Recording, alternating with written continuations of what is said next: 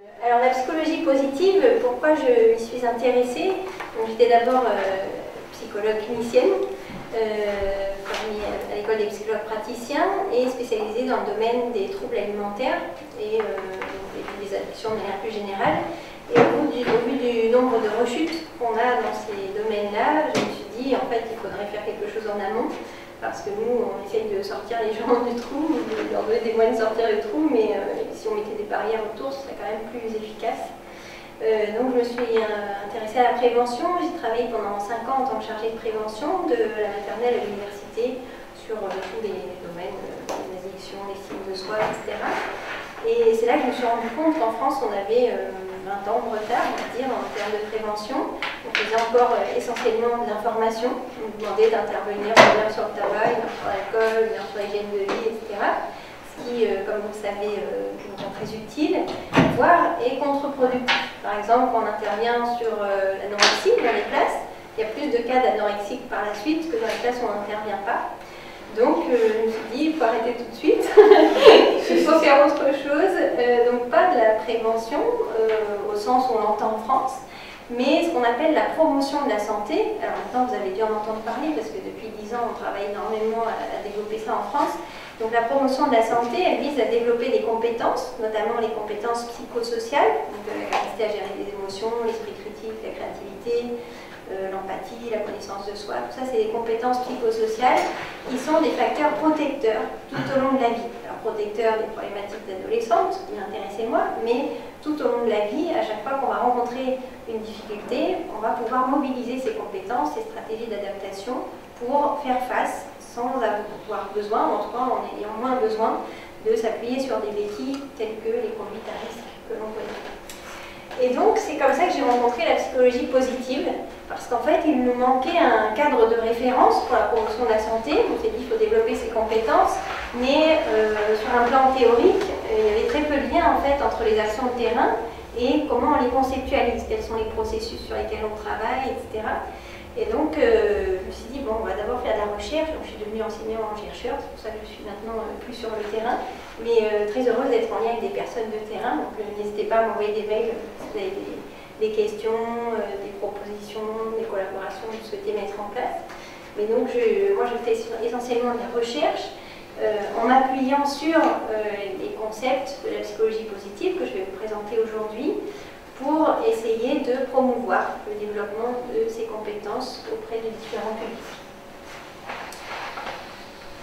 Alors, je vais commencer par vous présenter ce que c'est que la psychologie positive et ce que ce n'est pas, et notamment mettre l'accent sur le fait qu'il s'agit d'une science, ce qui se distingue du développement personnel, même si je sais que vous, dans votre parcours de formation, c'est en partie intitulé développement personnel, mais pour nous, c'est important que ce développement personnel soit scientifiquement validé. C'est-à-dire, c'est pas juste l'intuition d'un gourou qui dit, regardez, c'est génial la PNL, tout le monde devrait faire la PNL. Ce sont des personnes qui se saisissent d'éléments qui ont été validés sur le plan scientifique. Validés, ça veut dire qui ont été testés empiriquement. On va proposer à un groupe de faire une pratique, et à un autre groupe une autre pratique, et on compare les effets. Et donc, à partir de ce moment où on peut répliquer ces effets sur plusieurs échantillons, etc., on considère qu'une méthode est valide, par exemple, pour promouvoir plus de bien-être, plus de confiance en soi, plus de meilleure régulation des émotions, etc. Je vous présenterai ensuite où on en est des interventions positives en psychologie, qu'est-ce qui a été validé, sur quoi on peut s'appuyer aujourd'hui, quels sont les programmes existants. Et puis, si on a le temps, je vous présenterai quels sont les mécanismes d'action, qu'est-ce qui permet de comprendre pourquoi ces interventions fonctionnent, et j'utiliserai un exemple qui est mon domaine de spécialité, que j'ai appelé l'orientation reconnaissante ou la gratitude. Donc la psychologie positive, pourquoi est-ce qu'on a créé cette nouvelle appellation? Alors ça ne suppose pas qu'il y ait une psychologie négative. L'idée de la psychologie positive, elle a été initiée par Seligman, je vous en parlerai tout à l'heure, et c'était au tournant du XXIe siècle où il a fait une sorte de bilan. Qu'est-ce qui s'est fait au XXe siècle en termes de psychologie? Essentiellement, on s'est intéressé à tout ce qui dysfonctionne, le handicap, les traumatismes, et c'est normal, puisqu'il y avait eu notamment les guerres, etc. Donc il y a eu un besoin très fort dans ce champ-là, de développer la partie psychopathologie, comment on vient aider des personnes qui ont des troubles psychopathologiques, des stress post-traumatiques, etc. Mais aujourd'hui, on est face à un nouveau public de personnes qui vont venir en disant j'aimerais être plus heureux, plus épanoui, ou je ne me sens pas vraiment moi-même. Des interrogations qu'on n'avait pas avant. Donc l'idée de la psychologie positive, c'était de se baser non pas sur les dysfonctionnements, mais sur ce qu'on appelle le fonctionnement optimal, le fonctionnement sain, et qui se base donc sur une conception de la santé mentale positive. C'est-à-dire, on ne va pas essayer de comprendre l'humain et la santé sous son versant dysfonctionnel, mais on va aussi s'intéresser à toute l'autre partie qui est, quand ça marche bien, comment ça marche un être humain. On va aussi, en termes d'accompagnement thérapeutique, se dire que alors les TCC sont les méthodes les plus validées aujourd'hui et les plus efficaces, mais on peut encore progresser, puisqu'il y a quand même beaucoup de rechutes aussi. Nous, on a 50% de rechutes sur les troubles alimentaires, donc ça pose quand même question, et il doit y avoir des possibilités d'apporter des approches complémentaires, et c'est vraiment l'idée de la psychologie positive. C'est pour ça qu'elle a été largement intégrée dans les TCC aujourd'hui, qu'on appelle la troisième vague des TCC, puisque c'est vraiment une approche complémentaire qui devrait potentialiser les approches classiques de TCC. Donc, tout ça pour développer, pour poursuivre ce nouvel objectif qui est, on va essayer pas seulement de prendre en charge les dysfonctionnements, mais de promouvoir des facteurs de résilience, des facteurs de promotion de la santé qui seront utiles tout au long de la vie. Et donc, c'est ce qui va permettre aussi de répondre à cet engouement, cette demande sociale de développement personnel, puisque vous l'avez vu, hein, la quantité de nouvelles méthodes thérapeutiques ou de développement personnel dans les rayons des libraires, etc. On le voit, ça ne cesse d'augmenter. Mais la majorité ne sont pas scientifiquement validées. Donc l'idée de la psychologie positive, c'est de se dire, bon, on va s'intéresser à ces aspects dits positifs, c'est-à-dire le bien-être, les traits de caractère positifs, etc., les relations positives, mais on va les valider scientifiquement pour que les personnes puissent mieux s'y retrouver, puissent mieux se repérer dans cette masse de méthodes proposées, qu'on puisse leur dire, ben ça c'est une méthode validée par tel et tel protocole, donc vous pouvez savoir que ça développe tel et tel élément. Donc la nouvelle demande sociale, c'est vraiment des individus qui sont en quête de sens. Comment devenir plus heureux, donc ça c'est l'exemple qui a motivé l'équipe de Seligman à développer des interventions positives en psychologie, donc Tayam Rachid notamment. Il y a aussi un autre chercheur qui a beaucoup travaillé sur cette question alors il a appelé ça languishing, le sentiment de stagnation. On a l'impression qu'il ne se passe rien dans sa vie, on ne sait pas où on va, pourquoi on est là. Et à l'inverse, sur ce même continuum, on peut aller jusqu'à un sentiment d'épanouissement fort. Et donc l'idée de la psychologie positive et des interventions positives en psychologie, c'est vraiment de permettre aux personnes de progresser le plus possible vers cet autre versant du continuum, puisque le faible degré d'épanouissement, même s'il n'y a pas de symptômes, dépressifs, etc., au moment où la personne vient nous voir, elle est prédictive d'une dépression par la suite. Donc les personnes qui viennent voir des psychologues, des coachs, des thérapeutes, en leur disant je me sens, ma vie n'a pas trop de sens, etc., même s'il n'y a pas de symptômes, c'est quand même des personnes à prendre au sérieux. Je dis ça parce que parfois les psychologues et les cliniciens me disent mais le rôle des psychologues, c'est pas de s'occuper des gens qui vont bien. Mais Seligman le dit très bien, si on ne s'occupe pas des gens qui vont bien, on a oublié la moitié de notre mission, qui est de s'occuper de la majorité finalement de la population, qui un jour peut-être auront à faire face à des difficultés, auront des symptômes dépressifs, et on peut en fait agir de manière plus efficace en amont qu'au moment où on est déjà pris dans ces fonctionnements-là, où ça devient très difficile de changer de fonctionnement. En fait, plus on a des émotions négatives, plus on rigidifie son fonctionnement, et donc c'est plus difficile d'apporter d'autres approches qui vont à nouveau améliorer cette flexibilité psychologique. Vous le savez peut-être, mais une personne qui a fait un épisode dépressif, qui a eu un épisode dépressif, a 2 fois plus de chances d'en faire un autre que quelqu'un qui n'en a pas eu. Donc l'idée c'est vraiment de prévenir ce type d'épisode. Alors on peut avoir des hauts et des bas, et c'est tout à fait normal dans une vie d'avoir des hauts et des bas, mais à partir du moment où on rentre dans un fonctionnement qui se rigidifie, alors c'est plus compliqué. Alors, la psychologie positive, c'est une orientation récente, comme je vous le disais, les années du tournant du XXIe siècle, donc 99-2000, qui a été initiée notamment par Martin Seligman, que vous avez peut-être rencontré dans votre formation, pour ceux qui sont psychologues notamment. Il a essentiellement travaillé sur l'impuissance apprise ou l'impuissance acquise, notamment au départ avec des animaux. Donc il avait travaillé avec des chiens par exemple, en montrant que si on administre des chocs électriques à des chiens qui sont enfermés dans une cage, ils essayent de sortir, ils essayent, ils n'arrivent pas. Et ensuite, on laisse la cage ouverte, on administre les chocs et le chien ne bouge plus. Parce qu'en fait, il a acquis comme conception qu'il ne peut plus agir sur la situation et il s'est résigné. Donc il a travaillé énormément sur cette notion-là. Et puis, en faisant justement le bilan de ce XXe siècle, il s'est dit, mais finalement, si on veut travailler sur ce qui fonctionne bien, quel serait le pendant de cette résignation, de cette impuissance apprise? C'est le développement de l'optimisme. Donc il a travaillé, et il travaille depuis, sur l'apprentissage de l'optimisme dès le plus jeune âge. Il y a un certain nombre d'ouvrages qui sont maintenant traduits en français de Seligman que vous pouvez trouver.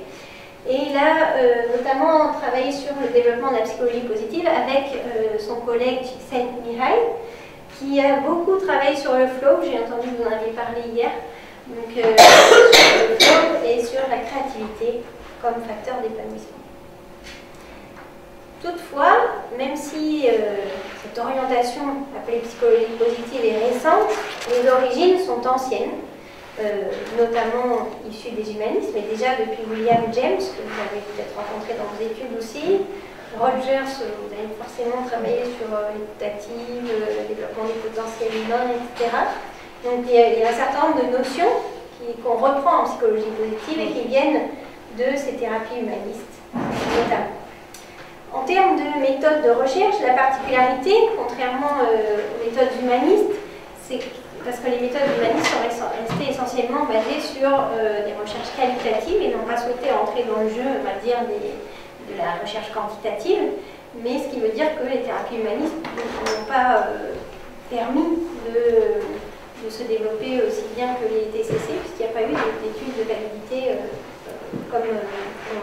comme les standards actuels le demandent. Donc l'idée de la psychologie positive, c'est de s'appuyer bien sûr sur des méthodes, des orientations qui ont été développées déjà par le passé, mais en les soumettant à des standards de recherche actuels, donc quantitatives, méthodes quantitatives et notamment expérimentales. C'est ce que je vous expliquais tout à l'heure avec des groupes contrôles, des groupes expérimentaux, etc. Alors, la particularité d'une science, c'est qu'on ne peut pas rentrer dans un dogmatisme. Et c'est peut-être que vous allez rencontrer autour de vous des gens qui s'emparent des livres de psychologie positive et qui disent bon, il faut développer l'optimisme chez tout le monde, ou bien il faudrait que tout le monde fasse la pleine conscience. Eh bien, c'est pas si simple, en fait, parce que ça va dépendre. Alors, l'impact des interventions, déjà, va dépendre du contexte, de la personnalité. Mais une même caractéristique peut parfois être positive et parfois non, en termes de bien-être notamment. Donc on a ce qu'on appelle des traits positifs. C'est cette appellation en fait qui pose problème. L'appellation positive, elle implique qu'il y ait des choses négatives, des choses positives. Mais bon, en tout cas, vous rencontrerez des traits qu'on appelle positifs, comme l'optimisme, l'espoir, la gratitude, qui sont généralement associés à du bien-être. Mais dans certains contextes, par exemple, si je prends l'optimisme, moi j'ai travaillé sur les addictions, les joueurs pathologiques, plus ils sont optimistes, plus ils ont tendance à rejouer. Donc pour eux, l'optimisme n'est pas associé à plus de bien-être, il est associé à plus de problèmes. Même si d'une manière générale, l'optimisme est associé à du bien-être, dans certaines situations, pour certaines personnes, ce n'est pas recommandé. Et ça, c'est vraiment important à retenir si vous travaillez avec des outils de la psychologie positive, c'est que tout n'est pas bon pour tout le monde dans toutes les situations. Il y a vraiment un travail, et c'est le travail du clinicien ou du coach, de pouvoir vraiment identifier où en est la personne, quels sont ses besoins, vers où elle veut aller, et en fonction de ça, choisir un outil qui est approprié.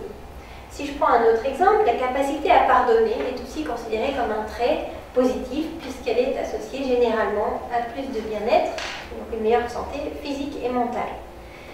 Par contre, si on se trouve dans une situation conjugale difficile, maltraitance, etc., plus on est capable de pardonner, plus on a tendance à rester et à ne pas faire changer la situation ou à ne pas quitter la situation, ne pas faire appel à des personnes extérieures pour venir en aide, etc. Donc elle va être associée à plus de mal-être. Un dernier exemple, le recadrage positif, c'est une méthode, alors, on appelle ça restructuration cognitive en TCC, mais en psychopositive on parle de recadrage positif. Généralement, cette méthode qui consiste à percevoir les choses sous un autre angle pour pouvoir considérer qu'on a appris des choses, quelle que soit la situation difficile rencontrée, on peut en tirer des bénéfices. Ça, généralement, c'est associé à plus de bien-être, à des meilleures relations. Par contre, ce que constatent certains chercheurs dans des travaux, c'est que ça peut aussi générer un manque de motivation à s'améliorer, c'est-à-dire qu'on peut revoir les choses sous une autre perspective régulièrement sans se remettre en question. Donc voilà, parfois, c'est important aussi de repérer comment certaines techniques qui généralement génèrent du bien-être peuvent aussi être contre-productives. Alors, un dernier exemple qui n'est plus sur les traits dits positifs, mais sur les émotions qu'on appelle positives. On devrait en fait plutôt appeler agréable ou désagréable, encore une fois, puisque la colère est une émotion désagréable, donc ça crée une tension intérieure, mais elle peut être positive dans certaines situations, notamment de négociation. Vous travaillez avec des entreprises, les personnes qui sont timides, qui ont une forte anxiété sociale, sont des personnes qui sont plus en difficulté pour être en situation de négociation et qui vont du coup moins bien négocier. Mais si on les met en situation d'être un peu en colère juste avant de faire la négociation, elles négocient beaucoup mieux, de manière plus efficace, parce qu'elles s'affirment mieux. Donc la colère, c'est aussi une possibilité de s'affirmer. Ceux qui font des TCC connaissent bien les techniques d'affirmation de soi. Alors, on peut évidemment apprendre à moduler cette colère pour qu'elle ne tourne pas mal. Mais en tout cas, cette énergie de la colère, cette émotion-là, elle mobilise suffisamment d'énergie pour pouvoir dire non, pour pouvoir s'affirmer, et c'est donc aussi positif dans certaines situations. Alors la psychologie positive, si on veut en donner une définition, j'utilise généralement celle de Gable et Haid, qui est l'étude des conditions et des processus qui contribuent à l'épanouissement ou au fonctionnement optimal des individus, des groupes et des institutions. Alors dans cette définition, il y a deux choses qui me semblent importantes à souligner. La première, c'est l'histoire du fonctionnement optimal. J'en ai déjà parlé tout à l'heure en introduction. Il ne faut pas confondre le fonctionnement optimal et le fonctionnement optimum. L'idée n'est pas d'être toujours au top, toujours en pleine forme, toujours le sourire, jamais de problème, etc. Déjà, ça n'existe pas et surtout, ce n'est pas du tout souhaitable. Donc le fonctionnement optimal, c'est comment permettre à la personne, quelle que soit la situation dans laquelle elle est, d'avoir accès à ses ressources. Donc, comment est-ce qu'elle va pouvoir s'appuyer sur ses ressources pour faire face au mieux aux situations qu'elle rencontre. Donc le fonctionnement optimal, c'est par exemple, qu'est-ce qui permet aux individus d'être créatifs? Qu'est-ce qui permet aux individus de rester connectés à leur corps, pour être en lien avec leurs besoins, etc. Qu'est-ce qui permet aux individus d'être conscients de leurs pensées? Donc voilà, tout ça, c'est des processus qui vont permettre un fonctionnement optimal, et c'est là-dessus qu'on travaille en psychologie positive. Une deuxième dimension qui est importante dans cette définition et à laquelle on tient beaucoup en psychologie positive, c'est qu'on ne s'intéresse pas que aux personnes, mais aussi aux groupes et aux institutions. Et vraiment, vous qui avez travaillé avec des entreprises notamment, c'est vraiment important parce que si on vous dit venez faire une petite intervention là, pour que les salariés aillent mieux, c'est pas si simple et je ne sais pas si c'est souhaitable. Et il faut vraiment repenser les choses avec l'ensemble de la structure. C'est-à-dire que si l'idée c'est juste faire en sorte que les salariés supportent mieux tout ce qu'on leur demande de faire, on a un conflit éthique qui fait qu'on n'est pas sûr de vouloir intervenir. Par contre, si l'idée c'est comment faire en sorte que l'institution soit vecteur de bien-être pour les salariés, alors oui, mais ça implique un changement organisationnel. La psychologie positive s'appuie, comme j'ai dit en introduction, sur un modèle de santé mentale positive, c'est-à-dire qu'on ne s'appuie pas sur le modèle médical qui considère que la santé c'est l'absence de maladie. En psychologie positive, on considère que la santé c'est un état de bien-être physique, mental et social, selon la définition de l'Organisation mondiale de la santé. On se centre pas en priorité sur les troubles, même si on va les prendre en compte évidemment, mais on se centre en priorité sur les compétences des individus, par force, les ressources et les ressources de leur environnement. L'objectif n'est pas tant de guérir que de permettre un épanouissement. Donc on ne va pas juste veiller à ce qu'il n'y ait plus de symptômes, on va s'intéresser à tous les facteurs qui vont permettre un bien-être durable.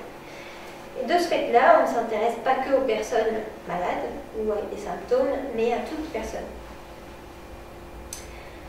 La psychologie positive cherche d'une part à comprendre, et le grand 2 ce sera à développer, donc cherche d'abord à comprendre le fonctionnement sain et optimal et les déterminants du bien-être. Qu'est-ce qui, dans les relations, dans les institutions, dans les individus, va permettre le développement de ce bien-être? Oui, j'ai réduit, ça en fait, Pierre m'a dit que c'était un petit peu long, donc j'ai un petit peu réduit de quelques diapositives.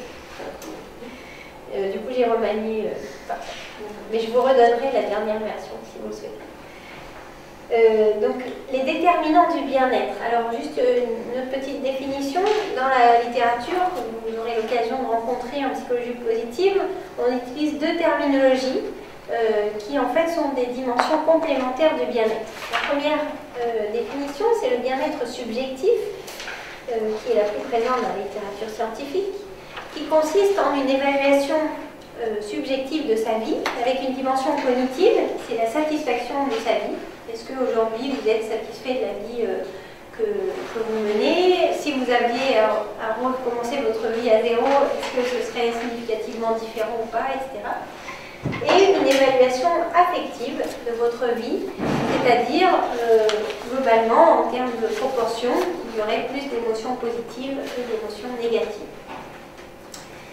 Cette dimension du bien-être, cette définition du bien-être subjectif, elle est complémentaire d'une autre dimension qui a été moins étudiée, mais qui nous semble particulièrement importante pour les interventions en psychologie positive, dans le sens où c'est vraiment ces dimensions-là qu'on va viser à développer et qui sont prédictives d'un bien-être durable, un bien-être subjectif durable. La satisfaction de vie et les émotions positives, c'est bien, mais pour nous, c'est plutôt un effet, un résultat d'un travail sur le bien-être psychologique que constitue l'acceptation de soi, le sentiment d'autonomie, le sentiment que la vie a du sens, les relations positives que l'on entretient, le sentiment de maîtriser son environnement et le sentiment d'être épanoui.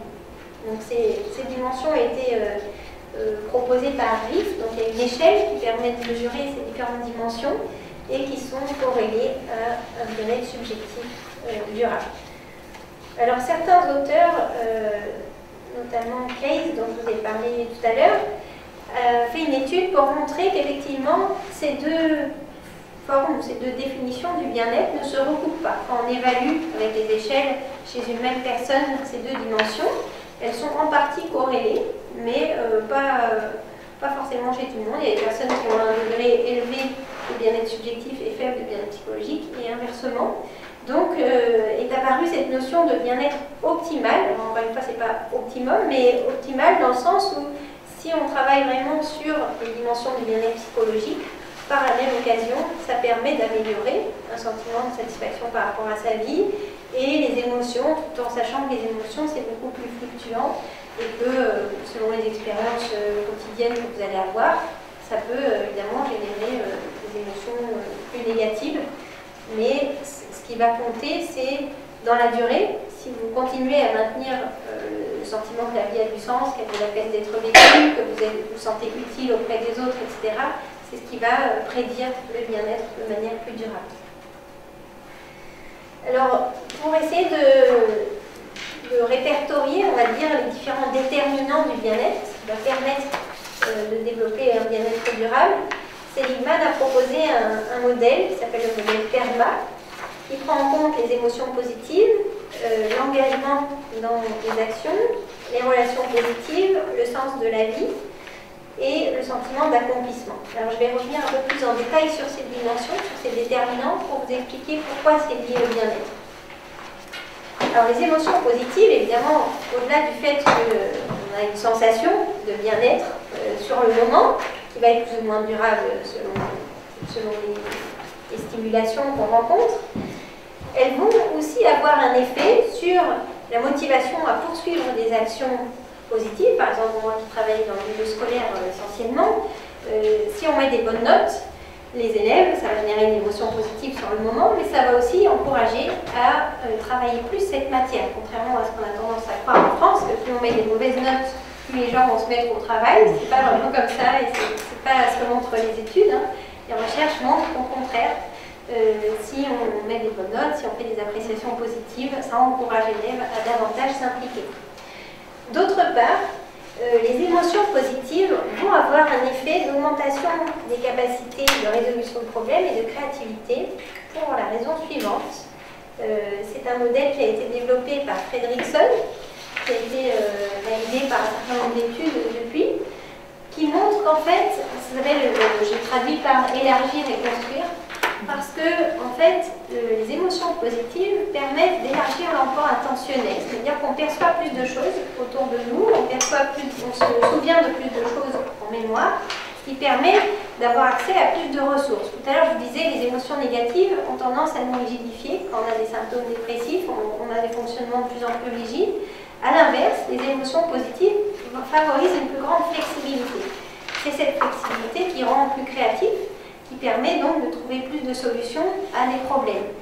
Je vais vous donner un exemple concret, une étude qui a été faite auprès d'internes en médecine. Alors à la moitié d'entre eux, on leur a fait un tout petit cadeau avant qu'il soit proposé de faire un diagnostic.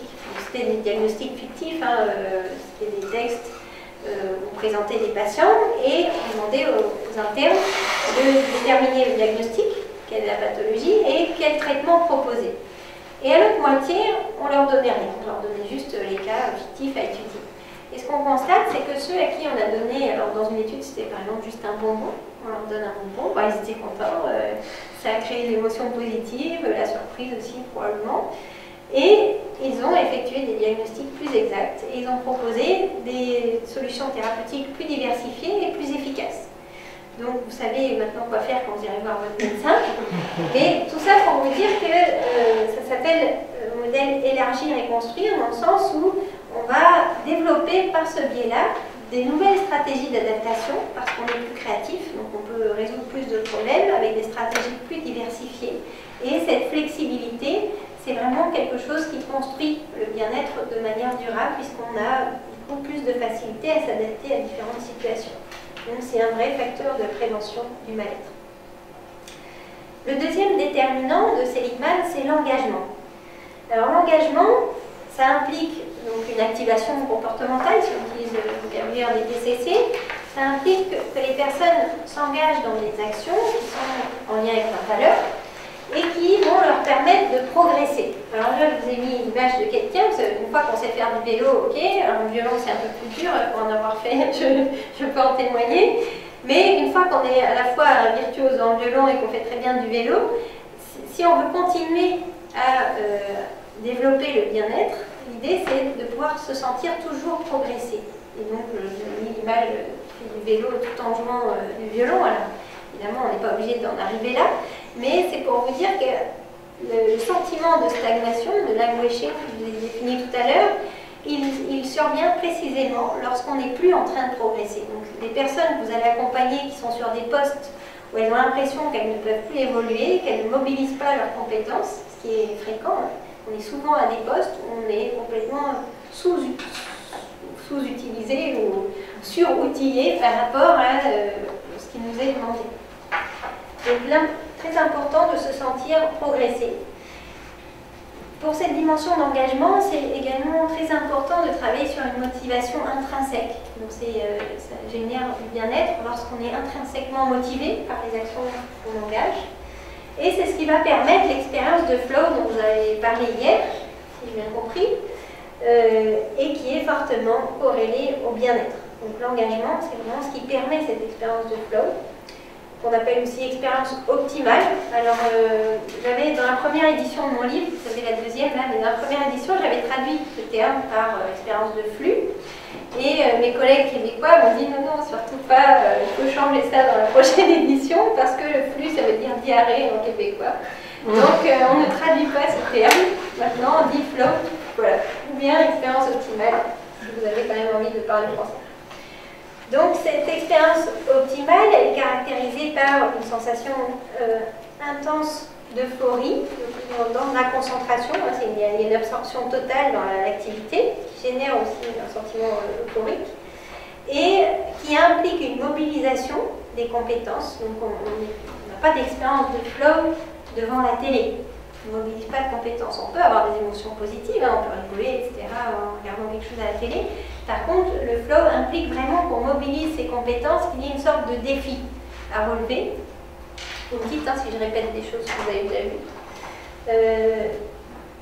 Et il faut que la personne se sente dans la maîtrise de cette situation, qu'elle ait vraiment l'impression d'être dans le contrôle de ce qui est en train de se passer. Je vous ai mis là l'image d'une personne qui est en train de grimper une falaise. Quand vous grimpez, vous ne pouvez pas être en train de penser en même temps, de ruminer à des choses du passé ou de d'anticiper ce qui pourrait se passer demain, etc. Vous êtes pleinement en train de mobiliser vos compétences pour arriver en haut, sain et sauf. Le troisième déterminant du bien-être dont parle Seligman, ce sont les relations positives. Alors évidemment, là, on n'apprend rien, mais en tout cas, ça a été montré par de multiples recherches, et notamment les recherches de Baumeister, qui est un des plus grands psychologues sur le plan mondial. Les relations positives sont un besoin universel. On a un besoin universel de lien aux autres pour un sentiment d'épanouissement et un sentiment de valeur personnelle. Les personnes qui ont l'impression d'avoir des relations positives sont davantage satisfaites de leur vie, ont aussi une réduction des risques de dépression, de troubles psychopathologiques par la suite, et présentent de meilleures capacités de coping, des meilleures compétences de résilience. Le quatrième déterminant, c'est le sens de la vie. Ce sens, ce que montrent les recherches, c'est que le sens de la vie, les individus le trouvent essentiellement au travers de trois dimensions. La dimension affective, c'est-à-dire les relations, donc ça rejoint le troisième déterminant qu'on a déjà vu. Au travers de la dimension cognitive, et là c'est spécifique vraiment, les valeurs des personnes. C'est vraiment quelque chose de très important. Alors, peut-être vous avez entendu parler aussi dans la troisième vague des TCC, des thérapies d'acceptation et d'engagement. Donc c'est vraiment basé sur les valeurs et comment s'engager dans des actions qui vont être en lien avec ces valeurs, et donc c'est ça la dimension comportementale. Le cinquième déterminant du bien-être, c'est le sentiment d'accomplissement de soi, auquel on peut aboutir à travers la poursuite des buts qui correspondent à ces valeurs. Donc vous allez probablement accompagner des personnes qui ne se sentent pas dans la bonne voie, qui ont l'impression de ne pas du tout être dans un métier qui leur correspond. Et c'est précisément là où on n'a pas du tout le sentiment d'accomplissement personnel. Si ce n'est pas en lien avec ses valeurs, on ne peut pas avoir ce sentiment-là. Même si on a bien réussi sur le plan professionnel, on a des postes à haute responsabilité, etc. Deuxième dimension importante pour l'accomplissement de soi, c'est le sentiment d'efficacité personnelle, ou d'auto-efficacité, pour ceux qui ont lu des choses sur Bandura, dans les actions que l'on mène. Encore une fois, parfois on se retrouve à des postes simplement parce qu'on n'avait pas trop le choix, donc on a pris le poste qu'il y avait, et ça ne correspond pas vraiment à nos compétences. Donc, alors notamment, par exemple, des personnes plus âgées qui se retrouvent à devoir se remettre à jour régulièrement avec de nouveaux logiciels, etc. Enfin, moi je le vois avec nos secrétaires, elles me disent que ça les met vraiment en difficulté. Ou alors des personnes, j'ai un collègue donc, qui était en fin de carrière, et il y a eu toute une modification du programme qui devait donner en électronique, physique, etc. Et il a préféré partir à la retraite parce qu'il a dit, moi, je je me sens plus compétent avec ça, donc il s'était mis à déprimer, il a dit finalement la meilleure chose à faire c'est partir à la retraite anticipée, parce que ce sentiment d'efficacité personnelle a été trop mis à mal. Le troisième élément important, c'est le sentiment de cohérence face à l'ensemble des orientations qu'on a choisies dans sa vie. Ça aussi, c'est quelque chose qu'on peut travailler en coaching et en développement personnel. Comment est-ce qu'on fait du lien entre ces multiples engagements qu'on a eus, ces multiples métiers, activités, etc., les différents choix de vie qu'on a faits. Et c'est très important pour le bien-être des individus. Donc c'est notamment Antonovsky qui a beaucoup travaillé sur ce sentiment de cohérence pour ceux que ça intéresse. Donc premier objectif, c'est comprendre les déterminants du bien-être. Deuxième objectif, c'est développer donc des ressources individuelles qui vont permettre, ce que je vous ai un peu décrit un peu plus haut, donc développer des compétences et des ressources individuelles qui vont agir comme facteurs de prévention de la santé. Et donc notre objectif n'est pas seulement de réduire une symptomatologie. Si on a des symptômes dépressifs, on est par exemple à -4 sur l'échelle mal-être-bien-être. Bon, les thérapeutes, jusqu'à présent, ont été formés à les ramener à une absence de symptômes. Donc le degré est appelé 0, même si ça n'existe pas complètement, mais vous voyez bien des personnes qui ne rentrent pas dans la classification du DSM, il n'y a pas une symptomatologie, mais ils ne vont pas bien. Ils disent, voilà, moi je ne sais pas quoi faire dans ma vie. Alors ça arrive notamment après à la retraite, je ne sais pas si vous ferez du coaching pour les post-retraités.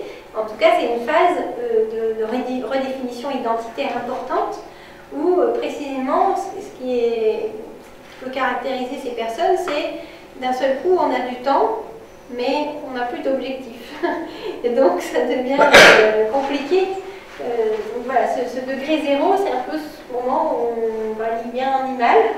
Et l'objectif de la psychopositive, ça va être de développer du bien-être, donc d'augmenter progressivement sur cette échelle vers le bien-être, de sorte que lorsqu'on se trouve face à une difficulté, on perd un emploi, on perd un proche, on a une séparation amoureuse, voilà, des difficultés que tout le monde va être amené à rencontrer un jour ou l'autre. Évidemment, si on était à +6 par exemple, on se retrouve à 0. On ne va pas bien, c'est normal, et il y a une phase de deuil, etc. On n'a pas des symptômes dépressifs, parce que, encore une fois, si on a vraiment le fonctionnement cognitif de la symptomatologie dépressive qui se met en route, c'est beaucoup plus difficile d'en sortir et on a beaucoup de risques d'y retomber. Donc si on se retrouve à 0, on va moins bien, mais on a encore accès à ces ressources. L'idée, c'est vraiment comment permettre le fonctionnement optimal, c'est-à-dire un accès permanent à ces ressources. Si on était à 0 ou +2 et qu'on perd son emploi, on passe à -4. Et là, on est dans la symptomatologie, on met beaucoup plus de temps à en sortir et on a beaucoup de risques de rechuter. Donc c'est vraiment ça, un des objectifs principaux, c'est développer des compétences, des ressources qui font qu'on arrive à avancer sur cette échelle de bien-être en termes de facteurs protecteurs par rapport à des événements de vie. Alors pour aider les praticiens dans ce sens, Peterson et Seligman se sont dit, mais les psychologues habituellement ils utilisent, ou les psychiatres, ils utilisent le DSM pour repérer des symptômes. C'est le diagnostic, manuel de diagnostic statistique, etc. Donc il y a toutes les pathologies qui sont répertoriées dedans. Mais comment on fait quand on rencontre quelqu'un qui ne vient pas parce qu'il a une symptomatologie, mais qui vient pour développer le bien-être? Il faudrait avoir un répertoire des forces, des compétences de ces personnes pour qu'ils puissent les identifier et les utiliser davantage. Donc c'est ce qu'ils ont fait. Ils ont créé une classification des forces de caractère, Character Strengths and Virtues. Alors il ne faut pas oublier qu'on est aux États-Unis et qu'il y a une terminologie spécifique qui est liée au contexte plus religieux. En France, on a 10% de pratiquants, aux États-Unis plutôt 90%, donc on n'est pas du tout dans le même contexte culturel. Donc bon, moi je le traduis par la classification des forces ou des compétences ou des ressources. Voilà, vous verrez quelle terminologie vous utilisez. En tout cas, cette classification existe, elle a été testée, je crois, dans 40 pays différents. Ils ont vraiment fait un travail pour que les forces qui soient répertoriées dans cette classification correspondent vraiment à des forces qui sont considérées comme positives, dans le sens qu'elles vont favoriser le bien-être des personnes et des groupes. Donc elles sont considérées comme morales, c'est-à-dire qu'elles bénéficient aussi à la communauté. Donc lorsqu'on va accompagner des personnes, on va essayer de les aider à diagnostiquer ces forces. Il y a un lien, alors je ne sais plus si je vous l'ai mis dans le PowerPoint, peut-être pas, je pourrais vous donner le lien pour accéder à ce questionnaire en ligne qui vous permet en fait d'identifier les forces et vous donne en fait une signature de caractère. La signature de caractère, c'est les 5 forces qui vous représentent le plus, c'est-à-dire qui sont mobilisables spontanément, qui ne vous demandent pas d'énergie. Et ça, c'est très important, alors plus pour les cliniciens, mais si vous accompagnez des personnes qui ont déjà une symptomatologie, qui sont en burn-out par exemple, c'est des personnes qui n'ont plus beaucoup d'énergie, n'ont pas assez de vitalité pour s'intéresser à développer des compétences qu'ils n'ont pas encore. Donc si vous leur dites, vous, votre difficulté, c'est les compétences relationnelles, on va travailler là-dessus. Déjà, c'est déjà assez dur la vie comme ça. Si en plus, je dois mettre de l'énergie pour développer un nouveau truc qui est difficile pour moi, c'est trop demandé. Donc l'idée, c'est de dire à ces personnes, ok, ça va pas trop en ce moment, mais qu'est-ce qui marche encore? Et qu'est-ce qui n'est pas coûteux en termes d'énergie? Ben moi, par exemple, j'aime écouter les autres. Alors, faites plus de ça pendant la semaine. Donc l'idée, ça va être de programmer l'utilisation de ces forces au quotidien, ce qui va générer un sentiment de compétence, un sentiment de sens de la vie, un sentiment de cohérence, un sentiment de bien-être général. Donc en fait, c'est pas qu'on va essayer de fuir ce qui ne va pas ou ce qui dysfonctionne. On peut très bien identifier que là, il y a des problèmes relationnels, qu'il y a une difficulté de régulation des émotions, mais on ne va pas en priorité s'attacher à travailler la régulation émotionnelle. On va développer l'utilisation des forces déjà existantes dans le quotidien, ce qui va générer un bien-être qui, en retour, permet une meilleure régulation des émotions. Donc en fait, on agit sur les problèmes, mais par un autre chemin, qui est moins direct, mais qui est au moins aussi efficace, hein, si on compare les TCC classiques avec les méthodes de psychologie positive, on arrive à la même efficacité pour ce type d'accompagnement, mais avec moins de taux d'attrition, c'est-à-dire moins de pertes de personnes en cours de route, des gens qui arrêtent la thérapie. Donc on voit que c'est quelque chose qui est plus facile d'accès, qui est moins coûteux. Et donc c'est intéressant vraiment d'allier les deux, c'est-à-dire les techniques TCC classiques avec cette approche par les compétences en priorité avant d'analyser tous les dysfonctionnements. C'est aussi sur ces forces qu'on va s'appuyer de manière préventive. Alors dans les écoles, on peut faire les deux choses. Hein. On peut se dire, bon, ben, en général, il y a un déficit de régulation de la colère ou un déficit de gestion de conflit, donc on va travailler sur la gestion de conflit. Ok, ça marche. Mais on peut aussi faire l'autre méthode, l'autre approche qui est, on va repérer les forces de toutes les personnes dans cette classe et on va leur demander d'utiliser plus ces forces au quotidien. Et ça marche aussi bien. Donc l'idée, mais par contre, évidemment, c'est plus enthousiasmant. Donc encore une fois, les deux fonctionnent. On ne dit pas que la positive c'est mieux, quoi. Mais en tout cas, ça mobilise une dynamique qui est plus facile que lorsqu'on travaille en priorité sur les dysfonctionnements. Donc, lorsque l'on fait, si je reviens, pour que vous puissiez suivre le plan, on va développer les forces individuelles et on va aussi développer les relations positives. Alors les travaux qui s'intéressent aux relations positives sont notamment tous les travaux sur l'attachement sécurisant, sur alors, la communication non violente, ou on peut aussi l'appeler la communication bienveillante, si on veut travailler sur une autre terminologie. Et beaucoup de travaux qui ont été faits sur les couples. Qu'est-ce qui fait que les couples sont heureux de manière durable? Alors juste à titre d'exemple, parce que je trouve ça vraiment intéressant comment cette approche nous permet de changer de perspective. Moi, pendant un temps, je m'étais dit que ça me plairait beaucoup un jour d'être thérapeute de couple, donc je m'étais assez intéressée à ce type d'approche. Et en fait, ça m'a vraiment changé ma façon de voir les choses en lisant les travaux de psychologie positive sur cette question, puisque souvent on se dit Les couples qui dysfonctionnent, c'est probablement parce que justement ils règlent mal les conflits, les émotions, etc.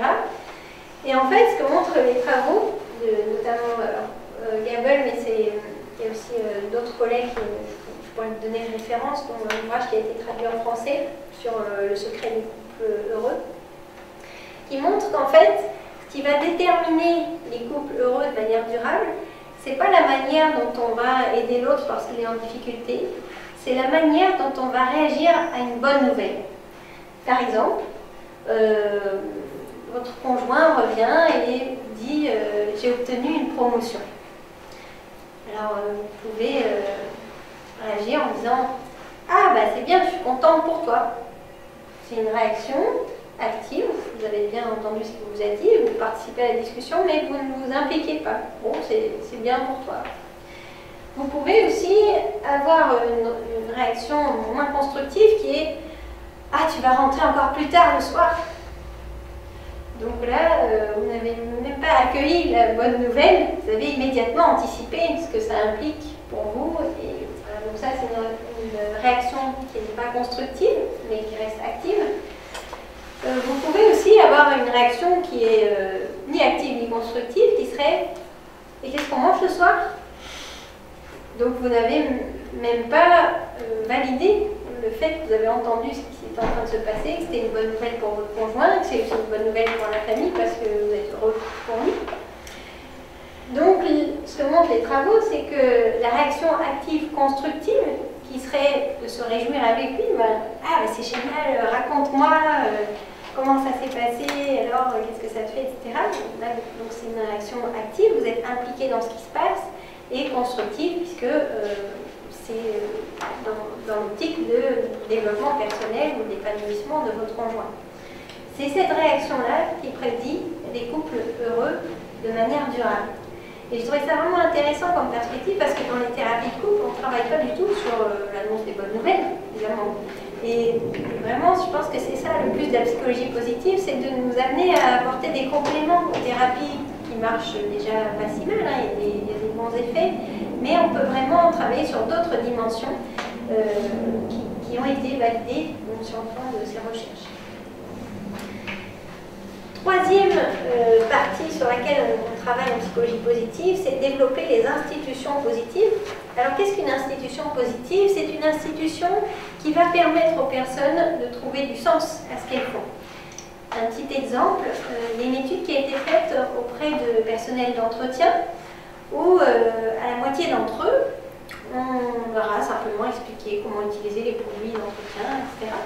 Et à l'autre moitié, on a expliqué la même chose sur les produits, mais on a ajouté du sens. Par exemple, si vous dites au personnel d'entretien, si vous faites bien ce travail-là, les enfants seront moins allergiques. Les parents, quand ils vont rentrer le soir, ils auront plus de temps à consacrer à leurs enfants et ils seront contents d'être dans une maison agréable, donc il y aura une bonne ambiance. Et 6 mois après, ils évaluent les effets de cette petite manipulation qui est qu'on va donner du sens à certains et pas à d'autres. Et ils évaluent les effets notamment sur des symptômes physiques communs que sont les maux de dos et les troubles articulaires, parce que c'est une population qui a souvent ce type de problème. Et on constate que les personnes à qui on a donné du sens ont beaucoup moins de symptômes physiques communs que l'autre groupe. Donc c'est des petites choses, mais c'est vraiment important. Alors moi qui travaille sur le domaine éducatif plutôt, c'est pareil, le fait de créer des liens entre ce qu'on est en train d'apprendre et la vie quotidienne de l'enfant, donner du sens aux apprentissages. Alors c'est non seulement un facteur de motivation, mais c'est aussi un facteur de bien-être, c'est-à-dire qu'on ne se demande pas toute la journée au collège pourquoi on est assis là. On sait qu'au collège, il y a une grosse diminution de la motivation des élèves, mais il y a aussi une diminution du bien-être, et qui est en partie liée à la perte de sens de certains apprentissages. Deuxième dimension qui est très importante dans ce qu'on appelle les institutions positives, c'est le fait de permettre des relations positives.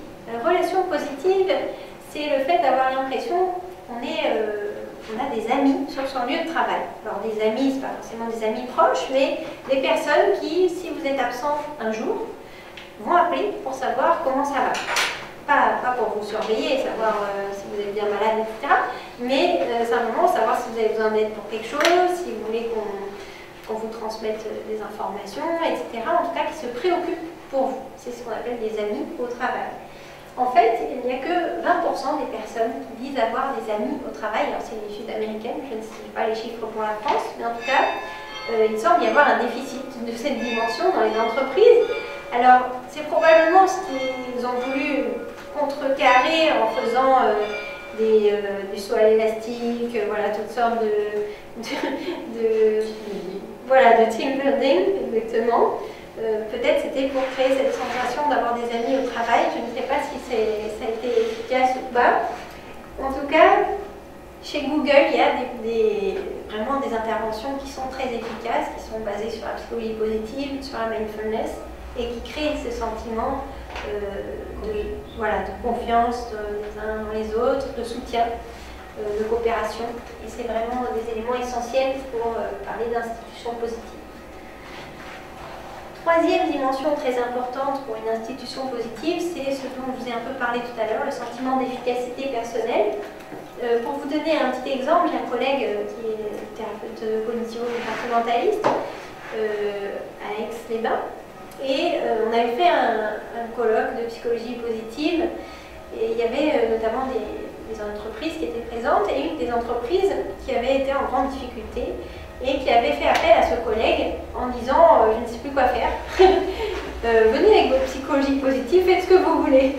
Donc mon collègue a dit d'accord, on va essayer quelque chose qui avait déjà été testé aux États-Unis, mais qu'il a retesté avec beaucoup d'efficacité.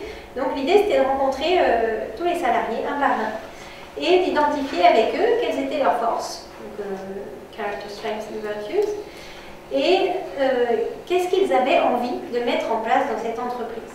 Et en fonction de tous ces entretiens, ils ont changé les personnes de poste. Et ils les ont mis sur un poste qui correspondait à leurs compétences, à leurs forces et à leur motivation. Et évidemment, ça a eu un effet très positif donc sur le bien-être des salariés et sur la productivité de l'entreprise. Quelques remarques sur ce que la psychologie positive n'est pas, parce que vous allez probablement arriver très motivé dans des entreprises en disant, ou dans les écoles, en disant tout le monde devrait faire de la psychologie positive, etc. Et là, on va vous dire, oui, c'est ça, le monde des bisounours, ou bien toutes sortes d'autres. On a déjà entendu. Voilà, vous avez déjà entendu. Et c'est ça, je suis en train de faire une certification en psychologie positive avant. Voilà, ça, voilà. Tout le monde des bisounours. D'accord. Donc, bon, moi aussi j'ai été confrontée à ça dans le domaine de la recherche. Tout le monde a pu faire l'expérience, peut-être Michael aussi. Donc, quelques points pour remettre les choses au clair.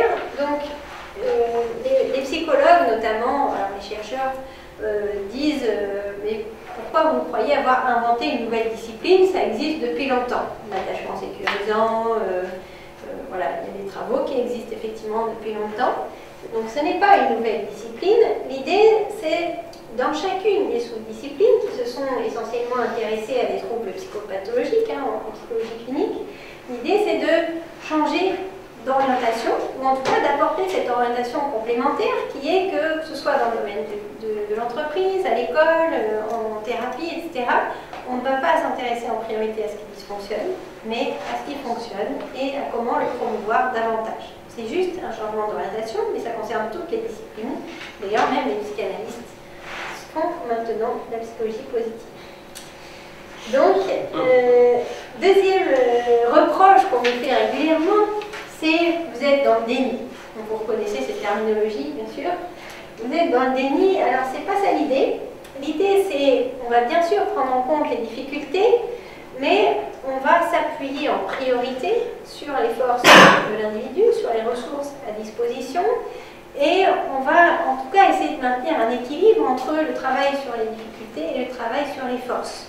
Donc on ne va pas se centrer essentiellement sur ce qui dysfonctionne ou sur des problèmes du passé, etc. On va s'intéresser plutôt au présent et dans les dimensions de sur quoi on peut s'appuyer et que pouvez-vous faire davantage qui fonctionne déjà.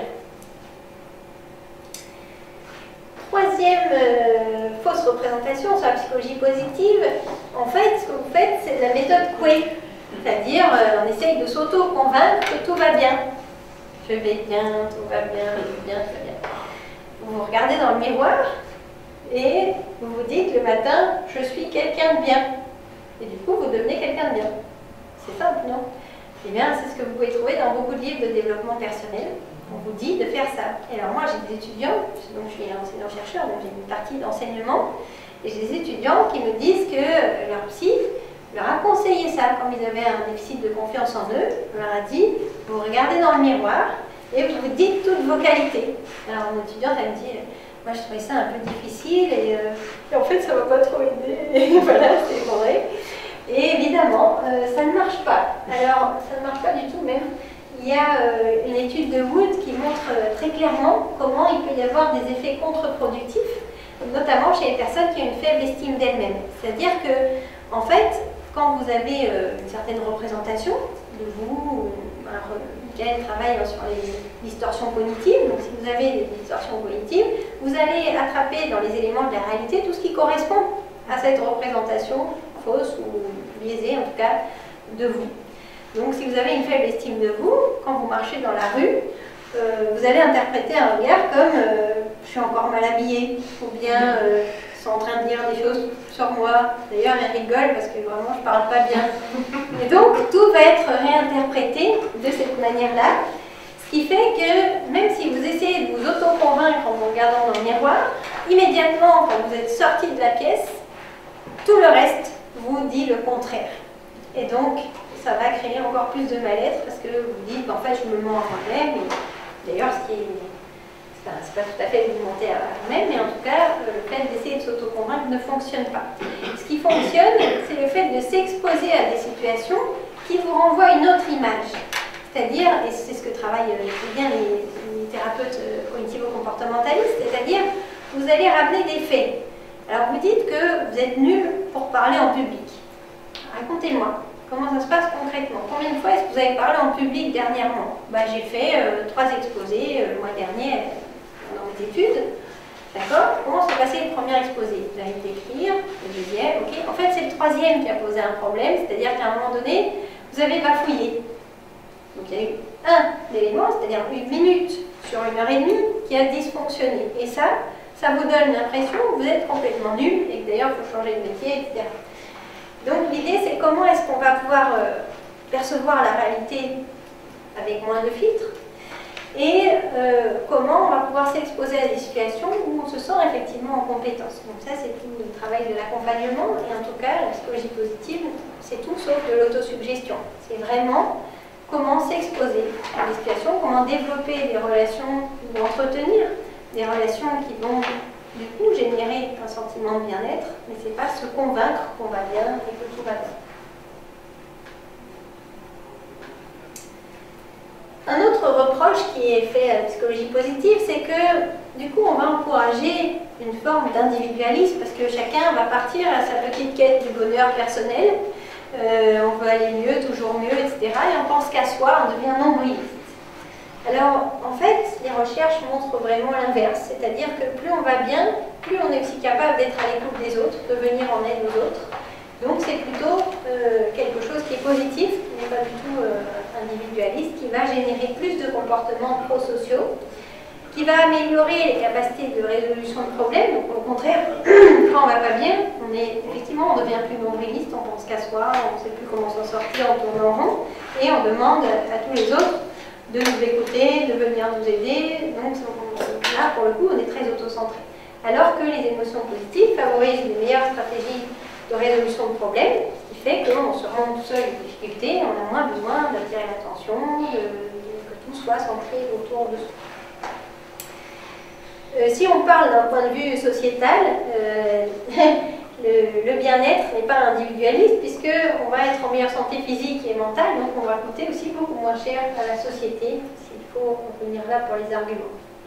D'autre part, le bien-être est contagieux. Les émotions sont contagieuses, donc si vous côtoyez des personnes qui vont mal, vous avez tendance à avoir plus d'émotions négatives. Inversement, si vous-même vous allez bien, vous allez générer plus d'émotions positives dans votre entourage. Il y a des travaux qui montrent même, qui ont cartographié le bien-être dans des quartiers où en fait, même si les voisins, vous ne les connaissez pas personnellement, ce ne sont pas vos amis, le fait d'avoir des voisins qui vont bien génère plus de bien-être chez vous. Parce que simplement, quand vous les croisez le matin, ils vous disent bonjour, ils vous sourient, ils ne vous font pas des sales coups quand vous avez oublié de couper la haie, etc. Enfin, donc il y a toutes sortes de phénomènes de contagion émotionnelle qui font que finalement le bien-être n'est pas tellement individualiste, il va vraiment être plutôt démocratique. Alors à partir de ces travaux et ces différents modèles que je vous ai présentés, il y a un certain nombre de chercheurs qui se sont dit, bon, ben, on va essayer d'opérationnaliser ces notions, cette compréhension des phénomènes, pour pouvoir en faire des interventions efficaces sur le terrain en termes de promotion de la santé et de prise en charge. Alors, ils sont notamment partis d'une étude, alors même si elle est à prendre à des précautions, parce que les questions génétiques, etc., c'est toujours compliqué, mais en tout cas, ça me semblait intéressant pour des personnes de terrain de connaître cette présentation des choses. À votre avis, de combien peut-on accroître son degré de bien-être, sachant qu'il y a une part d'héritabilité, une part génétique, une part qui est liée aux conditions de vie, et une part qui va être liée justement à ce que vous pouvez mettre en œuvre pour aller mieux. À votre avis, quel est le pourcentage de ces éléments? Il y a plus de part d'héritabilité, de conditions de vie, d'actions possibles? Il y a des chances que ce soit une action possible. C'est ça. Sinon, on ne serait pas là. Tout à fait. Alors, c'est pas le plus, mais c'est 40% qui est lié à ce qu'on peut soi-même mettre en œuvre, qui va changer la façon dont on perçoit la vie, dont on se sent dans son quotidien. Alors, la part d'héritabilité, et c'est là où vous disiez qu'il faut prendre avec des pincettes ces choses-là, mais on considère que c'est 50% qui est une part. Alors, moi qui ai travaillé sur les addictions, je peux juste vous donner un exemple sur la dopamine. En fait, les personnes qui ont un déficit de sécrétion de dopamine sont des personnes qui, du coup, ont plus de difficultés à ressentir du plaisir, ont besoin de stimulation beaucoup plus forte pour générer une sensation de bien-être. Donc, c'est des personnes qui deviennent beaucoup plus facilement addictes à des substances qui vont générer cette sécrétion de dopamine qui produit du bien-être. Donc, si des personnes ont effectivement naturellement un degré faible de sécrétion de dopamine, elles vont être un peu plus dans cet état de stagnation que je vous ai décrit tout à l'heure. Donc c'est un facteur d'héritabilité, mais ce n'est pas du déterminisme. Ça ne veut pas dire que forcément elles vont rester à ce stade de languishing. Elles peuvent très bien essayer de mettre en place des pratiques qui vont favoriser la possibilité de profiter de l'instant présent. Parmi ces pratiques, donc, il y a les pratiques de psychologie positive qu'on appelle savoring, comment on peut davantage profiter de l'instant, et qui rejoint de très près les pratiques de pleine conscience. Peut-être que vous avez entendu parler de la mindfulness, donc la capacité à être pleinement centré sur l'instant présent, ce qui va permettre d'en profiter davantage, c'est-à-dire de vivre plus pleinement cet instant. Si vous mangez par exemple un carreau de chocolat en pensant à autre chose, ou par exemple vous mangez votre paquet de chips devant la télé, ben, en fait vous allez juste l'avaler sans en profiter pleinement. Et vous n'allez même pas vous rendre compte que vous avez fini le paquet sans l'avoir savouré. Alors que, si je reprends l'exemple des carreaux de chocolat, si vous mangez un carré de chocolat en pleine conscience, peut-être vous aurez envie d'en prendre un deuxième, mais une fois que vous en avez mangé deux, c'est assez. En fait, vous aurez un sentiment de satiété, de satisfaction suffisant, vous n'aurez pas envie forcément d'en prendre d'autres. Par contre, si vous le mangez de manière plus automatique, vous pouvez facilement finir la plaque, alors que vous y aurez pris moins de plaisir. Donc l'idée c'est vraiment, si on sait qu'on a tendance à pas trop profiter de l'instant présent, il existe vraiment des pratiques qui le permettent. Et donc même si biologiquement on a un degré de bien-être de base, on va dire, moins élevé, on peut tout à fait l'augmenter par le biais de ces pratiques. C'est tout l'intérêt des interventions en psychologie positive, donc les IPP. Il y a, je vous ai présenté là une méta-analyse que je trouve très intéressante.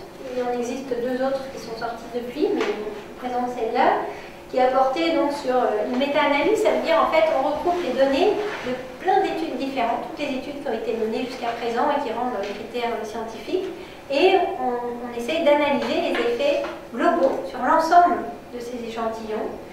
Donc là, 4235 participants qui ont eu une intervention de promotion de la santé, et 1812 qui ont eu une intervention de réduction de la dépression par le biais d'interventions en psychologie positive avec des tailles d'effets importants. Alors ça, c'est pour les gens qui s'intéressent au stats, mais ça veut dire que ce n'est pas juste un effet marginal, il y a vraiment un effet positif sur le bien-être qui est en général mesuré à 6 mois et à 1 an.